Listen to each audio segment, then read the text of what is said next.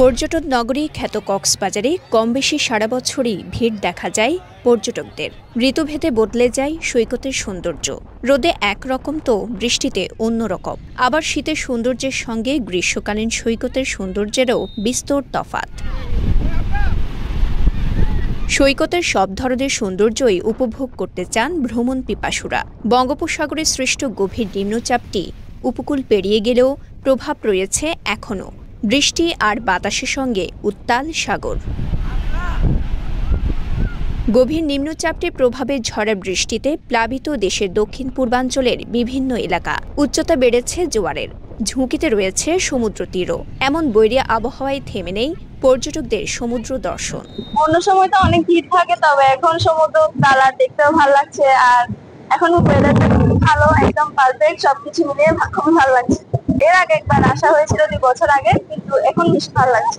ওয়েদারটা বিকেল বেলা থেকে একটু ভালো আছে, কিন্তু সকালবেলা থেকে খুব খারাপ ছিল।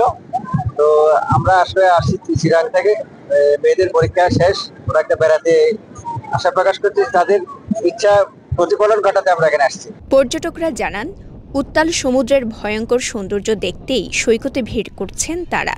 সাগরিক গর্জন আর বড় বড় ঢেউয়ে এক নৈসর্গিক সৌন্দর্যের সৃষ্টি হয় এই সময়ে।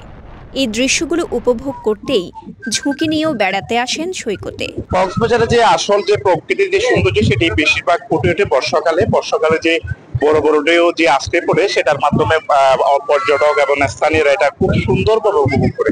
এই ঈদে জামা জুতো অ্যাক্সেসরিজের ডিসকাউন্ট। খুবই একদম টেরিফিক একটা এক্সপেরিয়েন্স।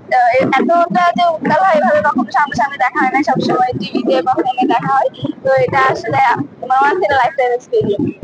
4-5 জন আসছে আর কি, তো এটা দেখার জন্য যে প্রাকৃতিক সৌন্দর্যটা কিরকম হয় কক্সবাজারে বৈরী আবহাওয়ার ভিতরে।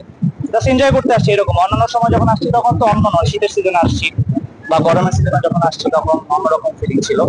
এখন একদম পুরোপুরি ডিফারেন্ট ফিলিং। এদিকে এমন বৈরী আবহাওয়ায় সমুদ্রে নামতে পর্যটকদের আলাদা সতর্কতা অবলম্বনের অনুরোধ করছেন লাইফগার্ডের সদস্যরা।